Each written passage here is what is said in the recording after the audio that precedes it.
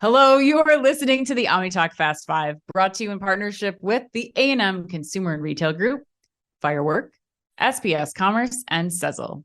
Ranked in the top 10% of all podcasts globally, the OmniTalk Fast Five podcast is the podcast that we hope makes you feel a little smarter, but most importantly, a little happier each week too.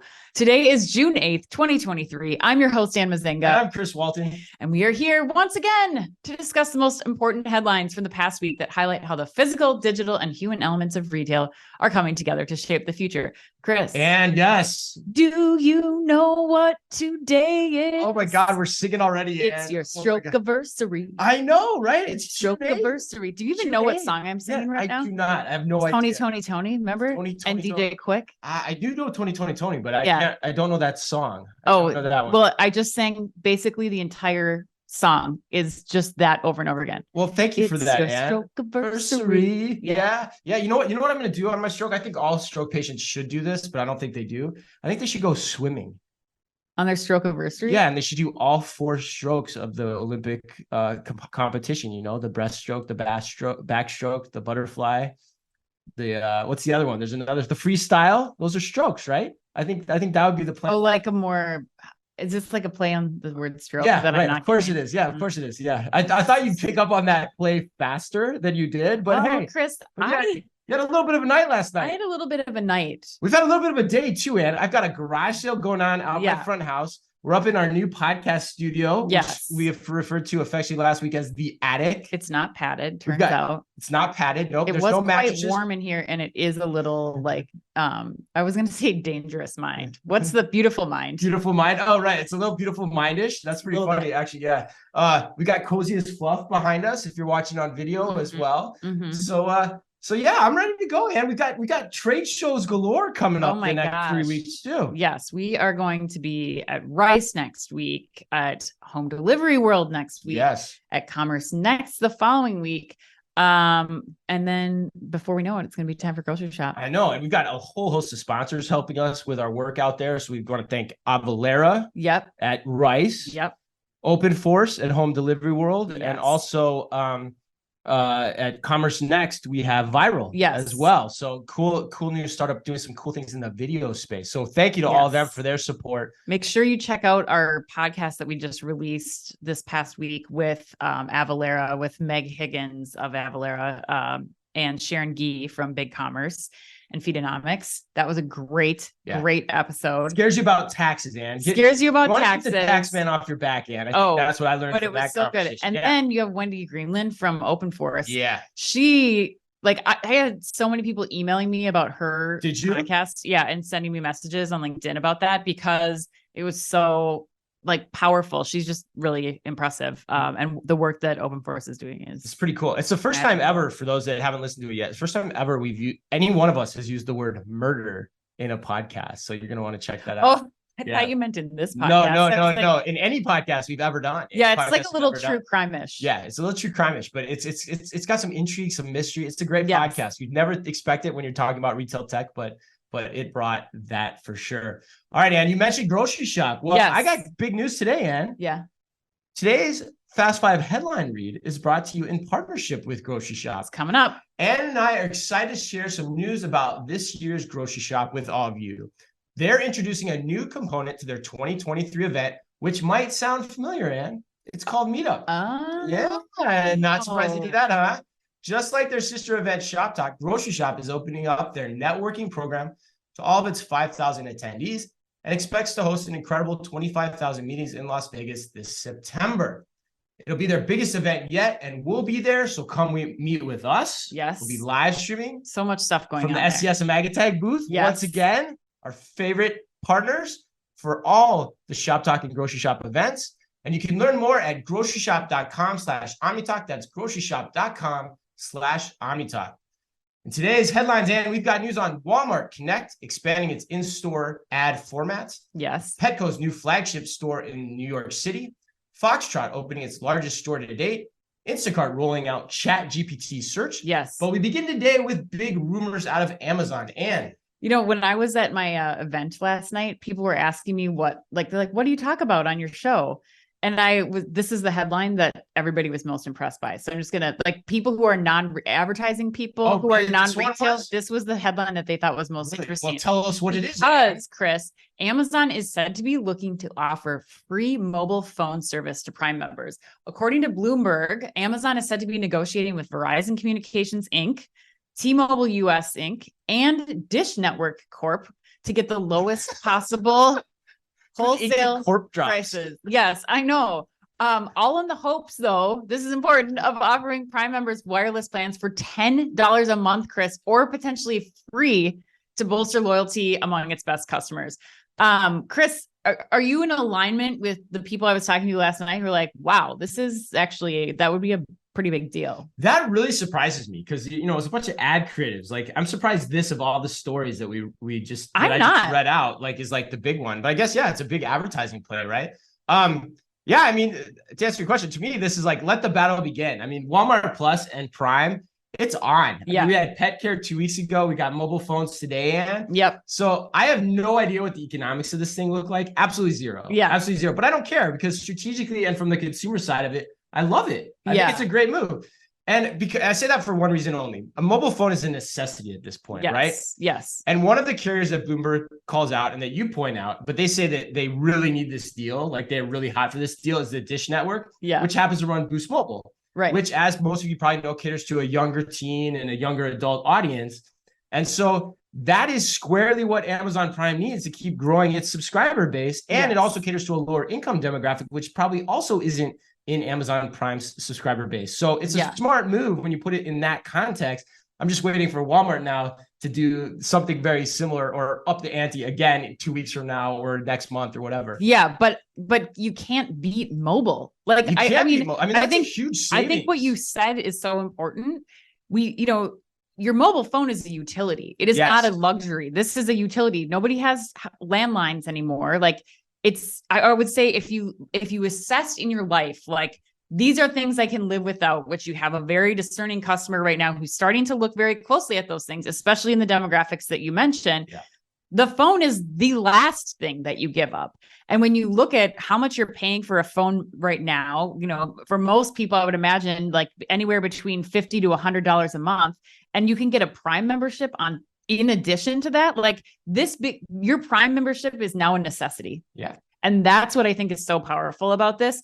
We also heard from Amazon this week, like, they're adding the Grubhub partnership back into Prime membership. Like, it's going to be back and forth with Walmart and Amazon, really trying to push, and DoorDash and some others too. But like, how do you maintain that subscription, get more subscriptions in a time where people are going to start looking and start making some edits? Right. That's why I have no idea how the economics of this work. Yeah. Like Prime and giving them a free monthly membership, like, how much would they be paying to the mobile carriers for that, right? Or maybe they're going to be a small surcharge, which is still a great benefit for the Prime customer at the end of the day, even $10. Right. But so I'm surprised they actually let free out of the bag in some ways. I know. This is amazing. All right. Wow, that's cool. I had no idea that headline was going to garner the energy and excitement that it already has this morning. Nobody is awake from my advertising reunion yet. So they haven't even gone to sleep yet, Ann. No, nobody's going to be listening to this for several days. So it's not that big a deal, but shout out to them though. Yeah. All right. Headline number 2. This is my favorite of the 5 headlines we picked this week. Walmart Connect, Walmart's ad division, has added some new ad features to its in-store marketing programs. According to Retail Dive, Walmart has introduced 2 new features, to be exact. Yes. The first has to do with in-store sampling demos, which Walmart plans to augment with, quote, QR code to carts that can link out to custom Walmart.com landing pages, end quote. So explain basically what this is that instead of just getting a coupon after you have your wiener wink, like we talked about with the free ask a couple weeks ago, now you just scan a QR code. I guess that's something that's happening, which we'll talk about that, I'm sure. Okay. I just want people to understand, because it sounds really like glamorous. It's an important designation. But basically, Dorothy is giving you the wiener wink, and then she's saying, go to this QR code. With a quote QR code, which I didn't read that very well either. But the second has to do with Walmart's in-store radio network, which, who knew, Ann, is present in all of its U.S. locations. Walmart is experimenting with monetizing this in-store radio network that, again, is present in all its locations, including Sam's Club and its distribution centers. And they're going to monetize it through audio messages that can be targeted at specific stores or regions of the country. Mm-hmm. The format is billed as, again, quote, non-intrusive end quote, to catch shoppers' attention as they are browsing the aisles. And there are some pretty interesting things here. What do you think of radio ads playing at your local Walmart in addition to the QR code scan? I hate it. You hate it? I know we're going to disagree. Wow. Yes, we on are. This, but vehemently. You know what? I've never noticed before at Walmart. I know. Radio going on in the background. Me neither. There's a lot of hustle and bustle going on. Yeah. You know what I'm going to notice now and be incredibly annoyed by? Are you? Advertisements. And it's going to make you stop shopping there? I don't know, but like, yeah, right. Okay, that's the thing. Is it going to make me stop shopping there? Possibly. Yeah.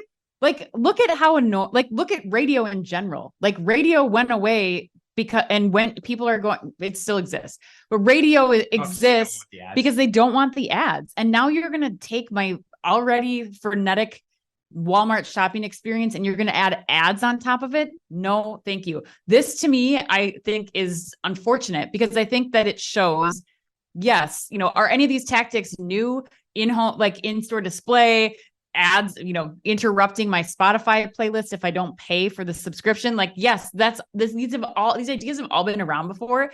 But what it shows me is that I think that retailers are starting to care too much about building their retail media networks and making money off the retail media networks than they are caring about the customer who's shopping in their stores. I actually, Dougie Doug, you hearing this one? This is good.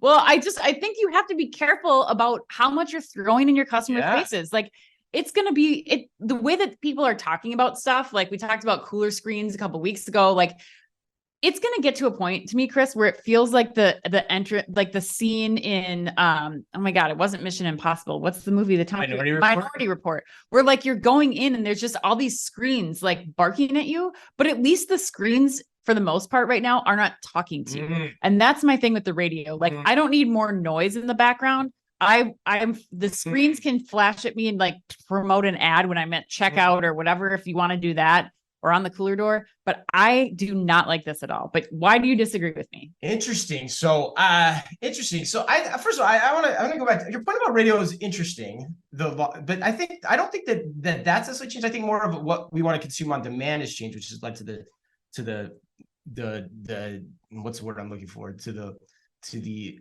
disevolution. I can't think of what I'm trying to say here. To the decline. Yeah. Decline, yeah. That's decline what I'm is looking the word for. You're looking for. The decline in radio. I think it's more like the on-demand viewing because you still listen to podcasts when you drive or whatever, and there's still ads in that. Yeah, I skip them. Yeah. I hit the 30-second advance because I hate them. All right. Okay. Yeah. Right. Okay. That's a good point. As people do with ours. Fair point. Too. Okay. But I mean, okay, let me get back to this story. So like I was when I first read this headline, I was like, this is so dumb. Okay. We have to talk about this. Okay. It's so stupid. The QR code thing, which you rightly called out, is absolutely nuts. Like that. I mean, it's fine. It's not nuts. It's fine. It's just like, this isn't that big of a deal though. Like this sampling went the way of digital, which it should. But I thought I was going to go on a massive rant about how like you're forcing a digital interaction when the consumer doesn't want one, nor do you need one in that experience. Yeah. Like there's no point to it other than try to capture the first party data, which goes to your point of like, you're forcing this retail media connection, this first party data stuff too much. Yeah. So I 100% agree with you. I think that headline is just flat out dumb. I don't like that at all. But the radio thing I really like. I really like it because the ads can be sold on the impressions that are available inside a store. And Walmart can understand how much traffic is coming in the store. There's technologies out there that can do that. And so having that understanding is very, very powerful to the advertisers. And the other thing about it that I like is that they can correlate it directly to the sales impact. Yeah. Versus like a billboard ad where you can't, and it's harder to do that, right? You're just seeing that. Yep. Here, I can put the ad and I can, over some period of time, I can say, look, this is how many people after hearing that ad inside of 30 minutes or an hour purchased that from the register at Walmart at that exact time. That is smart. That's powerful. And I don't think it's that different than like back when we were kids. Again, the old is new again. Hey, we've got a special price on beef chuck roasts. Yeah, but we all went away from that because it was terrible. Because it was hard to manage and you couldn't validate the value of it. You just had people doing it like on the fly. You had schmoes like me probably who'd get up on the mic and be like, hey guys, you hear about Blue Light Special? I'll sell on eggs today. Yeah. Like that's not gonna work. But this can be very smart, very stylish and targeted. The other thing I love about it, Amazon, it's a way to reach customers from an advertising perspective that Amazon cannot do. Yes. They don't have stores. And Target to your point, will never do it. Yes. Because it's not their brand. It's not on brand. People will still come and shop at Walmart, and it will drive sales, and it will have an impact. That's my take. Okay, I disagree, but we'll see what happens. I think it's going to have a negative impact. Doug, I hope you're listening to this. I agree with you. It totally makes sense from an advertiser's perspective, but I think this is a very advertising, retailer first, customer second approach. All right, Chris. I'm glad I couldn't remember the word decline for some reason, Anne, on my stroke anniversary. That's frightening. Oh, it's okay. It's okay. Worse things could happen. Okay. Foxtrot this week opened up its biggest store yet. According to C-Store Dive, the store is 6,000 square feet, which is nearly double the average size of a normal U.S. convenience store chain, and is located at South First and Annie Street. Oh my God, I have my own street in Austin. Annie Street in Austin, Texas. The store also features an indoor-outdoor covered patio, in addition to an all-day cafe, along with locally sourced food and beverage options, and is open from 7 a.m. to 10 p.m. every day. Yes. Foxtrot, it should be noted, currently has 27 locations across Illinois, Texas, Virginia, Maryland, and the District of Columbia. Chris, this was like a last minute eke into the Fast Five. But what caught your eye about this? Why do you think it deserves a place in the Fast Five? I like the story too. This is another one of my personal favorites today. Yeah. I know the next one was one you fought for a lot, which I think we're gonna get probably one of our biggest arguments of all time. So wait for that, folks. I like this story because it shows that Foxtrot is growing at a really good clip. Mm-hmm. You know, they're in 4 or 5 states already, depending on how you want to classify Maryland and DC. You can argue that's the 1 state or 2 states. I don't know. Those are fighting words. 2 areas. I know, right? And the other point about it shows they have the guts to go bigger. Yeah. I mean, it tells me that their concept is working, and that doesn't surprise me at all because we visited their store in Dallas last year. We shot a video of it. You can look it up on YouTube. It's a really well merchandised experience. Yes. That is still to this day, unlike anything I've ever seen in the marketplace.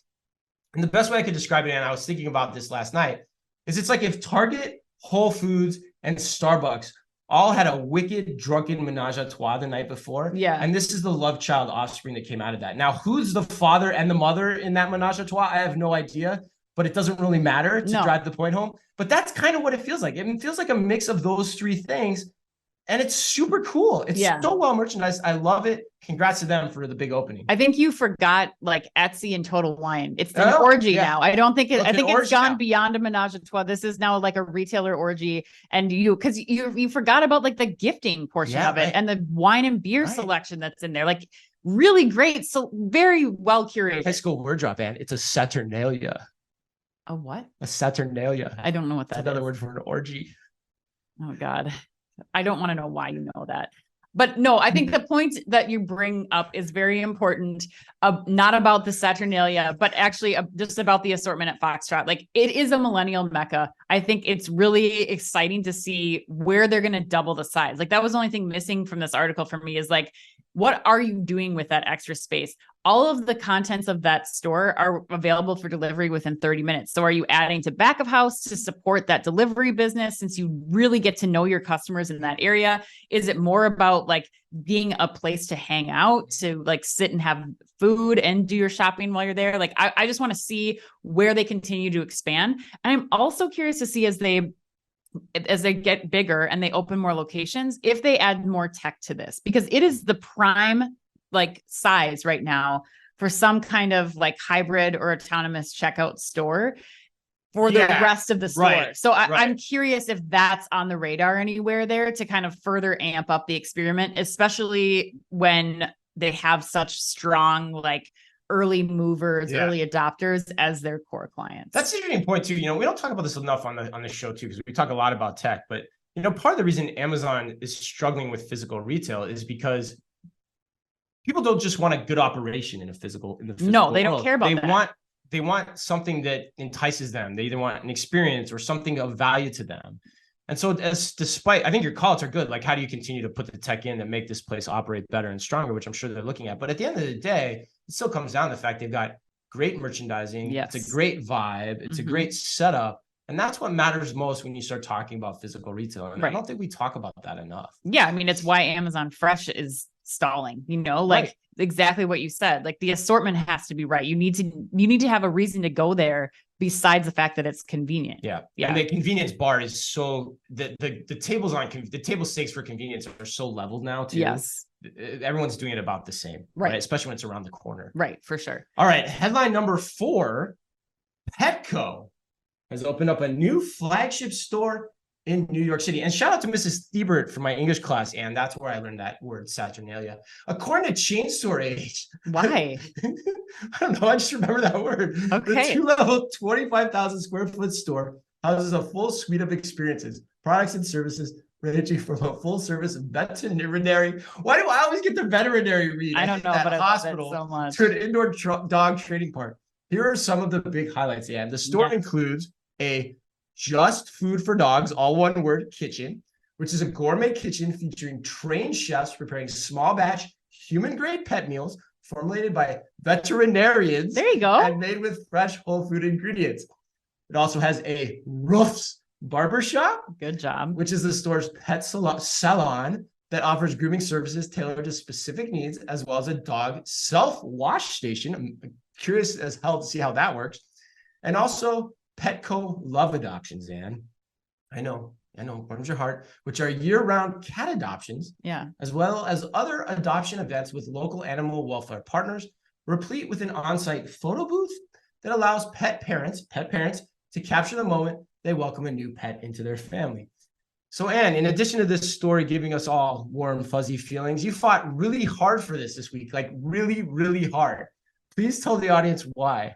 Well, it's not so much about Petco, although we have to give a shout out to Jenny Wolski, who's running right now, and her team listening to this about the tremendous job that they did. Like, it looks incredible. They have leveled up experiences. They brought in services and products, and it's like created this beautiful space for pet parents and their pets to go like hang out. It's a destination. It's not just like I can cross these things off my list, get my dog food. But the reason that I really like this story is because with all the news this week also, which we didn't cover in the Fast Five about the Bye Bye Baby pending sale, I thought it's amazing to me that this experience has not been done in baby. Like, I think there's so much opportunity. Like, you look at the pet market right now, pet industry and services, the business in 2022 was $137 billion. The baby industry in 2021 for, all apparel, gear, all the things was $214 billion in 2021. So you have the market there. I think you have the opportunity to make, this a place for moms who met on Peanut to like come together and meet, or postnatal like support groups, prenatal support groups, like learning and doing demos.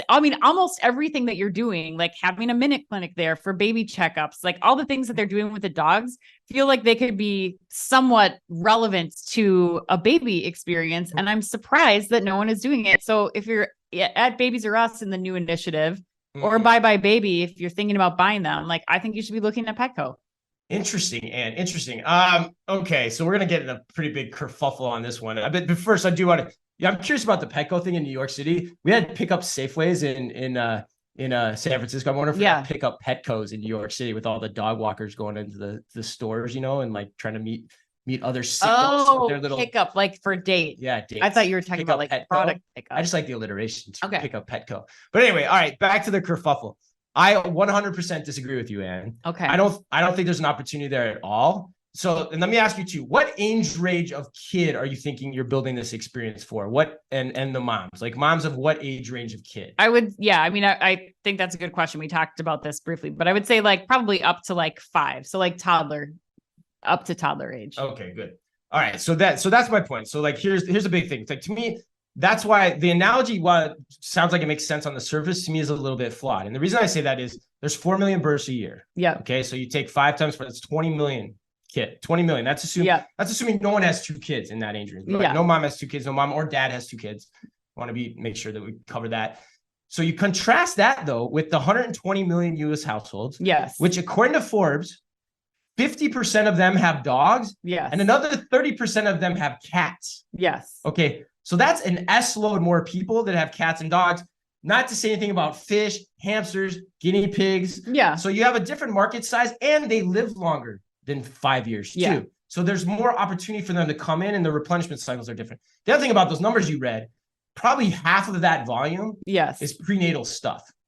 You've got gear, the breast pumps, the car seats, the furniture. Like over half was apparel, baby apparel. It's probably is. And that's the other thing too. And it's apparel. So the problem with that idea is that you need the reason to come into the store. And so at the postnatal side of things, there just aren't those hooks that get you into the store other than feeding and diapers. Yeah. And for the most part, you can get those by going to another trip, like either Target or Walmart or your growth or your grocery store. And then also like those services that you mentioned, like the analogies to veterinary services or pet grooming, they just aren't really there for the kids. Like, I mean, I guess you could put a minute clinic in there. I think you could. Or like ear piercing, like Rowan. Like you could put all these for things. A 5-year-old? Yes, for babies. There's tons of babies that get their ears pierced. I guess. I mean, but I guess it just, there's a reason it hasn't been done, I think. Yeah. And I think it's because it's hard. So that's my take. I think there could be a there. But I think when you get down to it, I think the market size is a lot small. The addressable market size is a lot smaller than I think we probably realize.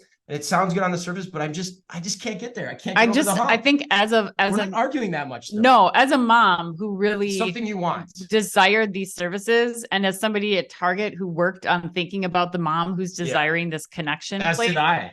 I think that it's an opportunity. I think it's an opportunity. I think Petco did a really good job of executing that space, that third space for pet. There definitely is a way to reimagine the baby shopping experience beyond Bye Bye Baby. Yeah, 100%. And that's my favorite category that I ever ran at Target. I loved it. So that's why I'm so passionate about it too. But that was a nice little agree to disagree moment. Agree to disagree. Yeah. Wow. We're getting too nice to each other, Anne. Okay, well, maybe we'll change later on. I'm just hungover still, so I think that you just got me you didn't get me on my best, quickest day. All right, Chris, headline number 5, Instacart has begun rolling out ChatGPT-based search. So according to the great Kathleen Douglas Moran at Grocery Dive, Instacart announced Wednesday it has begun the rollout of an artificial intelligence-powered search tool that leverages ChatGPT called Ask Instacart. The tool allows customers to find products as well as recipes, food prep tips, and more using, quote, natural language, end quote, instead of keyword-based searches. The company said the new capability will scale to all U.S. and Canadian consumers over the coming weeks. Chris, this is also the A&M put you on the spot question. So I want to hear what you think of this. Okay. But I also want to ask on behalf of A&M, they love the applications of ChatGPT in retail, including this one that Instacart is doing here. But they want to know, in our opinions, knowing that the ChatGPT is still developing and has its kinks, how much will consumers give the AI leeway for imperfect execution? Or does a retailer need to get this right first time to create and retain adoption? Which I think is a really good question. Yeah, that's a hella interesting question, actually. For me, that's really crazy. Like for me, the trickier part is actually getting consumers to search like that to begin with. Yes. On the Instacart side. Absolutely. I think regardless of how it works, I think just getting people to do it. Because like, for example, I was blown away. I was talking to Mrs. OmniTalk last weekend. I was fooling around with ChatGPT. I was texting you about it all the time. Yes. And she's like, "What are you doing?" I'm like, I'm screwing around with ChatGPT. I had the same response. And she's like, "What is that?" "Oh, he said the same thing, huh?" Mr. OmniTalk said the same thing. No, I was saying the same thing. What are you doing? Oh, what are you Stop doing? texting me these like people reading Irish OmniTalk. I was putting our podcast in an Irish accent. It was really fun. But anyway, she had no idea what it was. So I think that's what's really going to be hard about this and that's what I think the interesting opportunity here is. So I like ChatGPT has a really big opportunity in front of itself to get the first mover advantage here, like Google had in the day, because none of us knew what Googling it meant was. And we talked about this in our Microsoft interview that's coming out in a few weeks, which is a good Amuse boost for that. Yeah. Which, if you haven't seen it, 1,500 people have already registered for that. We're talking with Microsoft's David Leibowitz and Seb Reeve from Nuance about all the applications for AI in retail. Check it out. You can go on LinkedIn. You can sign up for it. But we talked about that. Like, he was kind of saying, like, that's not going to happen. I was like, well, I don't know. It happened with Google. Like, you Googled it. So I think you could chat GPT it the same way. Yes. So that's the question for me here. Now, behavior-wise, do I think there's a there? 100%. Yes. Like, give me a recipe that meets these criteria, costs this much. Or, in the apparel world, I got this event that I want to go to. I want to see these color of dresses or these colors of jeans or washes of jeans in these sizes. It just makes sense to shop that way instead of having to or pre-select all these defined filters for you, which don't always work. Yes. So for that, I love it. And so I think it's just a question of how and when. And I think the only way to do it is like Instacart is doing, is to experiment with it. And the race is now on. Yeah. Instacart doing this signals that this is now going to happen. Right. And commerce is going to change because of it. Yeah, I absolutely agree. I mean, you use the Google It example. I'm even calling back voice. Like, look at when Alexa came about, or Google, like people learned how to use that. But I think that, to A&M's point, that's where it fell short. Like, it was still not prime for shopping. Like, it was not, add this to my list is one thing, but like, it was a terrible experience if you wanted to actually shop for something. Yeah. And I think that people are going to start figuring out this behavior. Certainly the next generation will become so well versed in it. And as people, I mean, again, it's only been around for 6 months. So as people continue to apply this in their daily lives into their work, like, environment, I think that people are going to start, this is just going to start to change the way that we do our shopping for the exact reasons that you want. Like, I want a recipe for dinner. What can I have for dinner tonight? I don't want it to be what we had last night. And I don't want it to be where we're going for a reservation this weekend. Like, all of those things are like, or I want to make dinner for a friend for under $50. Send me recipes. Like, all of those things are able to serve up and engage with you to like eliminate things right away. It's an idyllic way for the consumer to end up shopping. And especially, I think, for the Instacart shopper. The other part that I think is important for our listeners is, as a brand or retailer, you really have to be focused then on how you're going to keep up with this, how you're going to start writing your, keywords and your metadata for your products to support this kind of search, which we also talk about with Seb and with David. And you're going to need to start applying your own AI in those cases, because, as again, I'm bringing up this advertising reunion I had last night, but like, one of my friends who's a wonderful designer, her son's going to college to be a copywriter and designer. And she's like, why are you doing that? The robots are taking over. Like, this is the worst career you could get into. Yeah. But she's kind of right. Like, no copywriter human can keep up with the metadata that's going to be required to respond to your consumers at the speed at which Instacart now, as more people start to adopt this, are going to be able to require data to be uploaded. Like, it's not possible. So I think that's my tip, is for retailers, is like, you really need to be putting some time and effort into what your approach and strategy is going to be around this. Yeah, it's a great point. And you know who's quaking in her boots, Ann? Who? Or rolling over in her grave? Mrs. Thiebert in my English class, because having screwed around with ChatGPT for the last couple of weeks, oh my God, students would love this thing. Oh, like, it is an amazing benefit to students. Yes. Like, I don't even think you have to study anymore. Like, you just write a paper with the thing. It's crazy how good it is. All right, Ann, let's close this gong show up. All right, Chris, let's go to the lightning round. Apple introduced Apple Vision Pro, their VR/AR glasses that they'll be selling for nearly $4,000 next year. I want to know if you're going to ditch the Oculus and you're going to get yourself on a waiting list to get yourself a pair. I'm not getting on this one. No, I'm not. Why? I can't. They look cooler. I guess a little bit, but I don't want something like that on my head most of the time. Like, I don't want that experience. It would have to be like so game changing. Yeah. And we've talked about this before. I just don't, until it happens in one particular industry. Yeah. I don't know that we're ready to cross the hurdle there yet. Fair. All right. This might be one of my favorite questions too. I think I say that every week. But Jimmy Dean intentionally placed misspell ads outside of last week's Scripps National Spelling Bee. And without looking at the screen from which I am reading this, yes, please spell this year's winning word. Samophile. Can I get it? Country of origin? No, you cannot. Well, then I can't spell it correctly. Oh, right. Samophile? Yes, that's going to make a difference. Can I get a definition? No, you cannot. I have no idea what it is. I think it has something to do with plants, actually. It's like a, I did look that up yesterday. I think it was like a species of plant or of and around some type of fern, or I don't know. And I'll look it up for you as you're trying to figure it out. Okay, because then I'm thinking like chlorophyll. So the spelling might be like SAMOPHYLL. Oh, that's pretty good. And the correct answer is PSAMMOPHILE.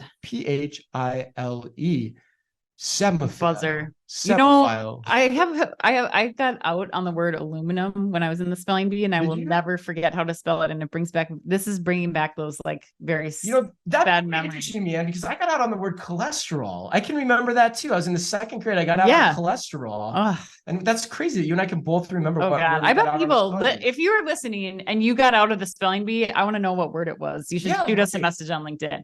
All right, Chris. Wegmans Food Markets plans to close its 2-level supermarket at Natick Mall in Natick, Massachusetts later this summer because they could not get the traffic that they needed. What is the last thing that got you into a mall, Chris? Oh, wow. Let me think about that. While I'm thinking about that, let me tell you what a semophile is. A semophile is a plant or animal that prefers or thrives in sandy areas. And weird. All right. The last thing that got me into a mall, Viore opened up a new opened up a new store in the Mall of America, and so I went there with Mrs. OmniTalk on Mother's Day. Okay. Checked out the white gym shorts, which I'm a big fan of the white. Yes.